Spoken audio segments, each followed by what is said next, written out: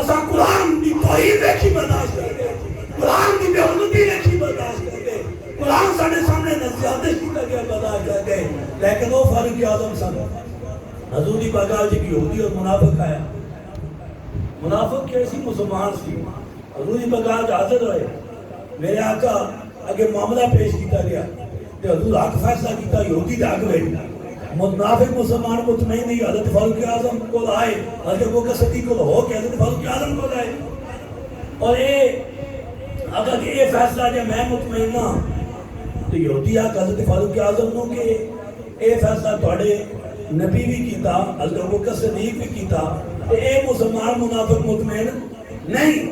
فاروق اعظم کتاب نہیں کھولی، اے سمجھا اس گل، فاروق اعظم سوچیا بھی نہیں کہ ہن کوئی سوچ سمجھنا فیصلہ کرساں. اوئے غیرت سی فاروق اعظم دی اندر گئے، خیمے وچ گئے، تلوار نکالی، اس منافق مسلمان دا سر تن تو جدا کر دیتا. نعرہ تکبیر، نبی دا فیصلہ نہیں منیا، پر اینی گل کی کہ فاروق اعظم کو برداشت نہ آیا. مدینے میں شور مچا کہ مسلمان کا خون کر دیتا. رب دا قرآن نازل ہو گیا، فلا وربک لا یؤمنون حتی یحکموک فیما شجر بینہم.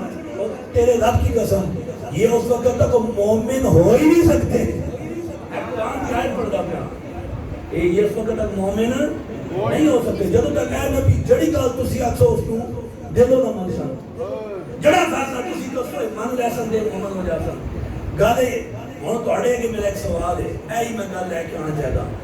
میں کہ کاش اس وقت عمر فاروق ہوتے، کاش اس وقت حضرت ابوبکر صدیق ہوتے، کاش اس وقت علی حیدر کرار ہوتے، کاش اس وقت صلاح الدین ایوبی ہوتا، کاش اس وقت محمد بن قاسم ہوتا، کاش اس وقت طارق بن زیاد ہوتا.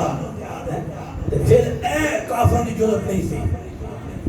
پھر ہمت جڑی آج وہ کرتے پہننا وہ پھر کیا کرتے پہننا، انہوں نے کیا لوڑ پہ گی کہ ساڑھے قرآن جس قرآن کو ہم اٹھاتے ہیں اپنے لبوں پہ لگاتے ہیں، جس قرآن کو چھوٹتے ہیں، جس قرآن کا ادب کرتے ہیں، جو صحیفہ خداوندی ہے، جو لوح مکنون سے لوح محفوظ کی طرف منتقل ہوا، جو کلام خداوندی ہے، جو اللہ کا کلام ہے، جو برحق ہے.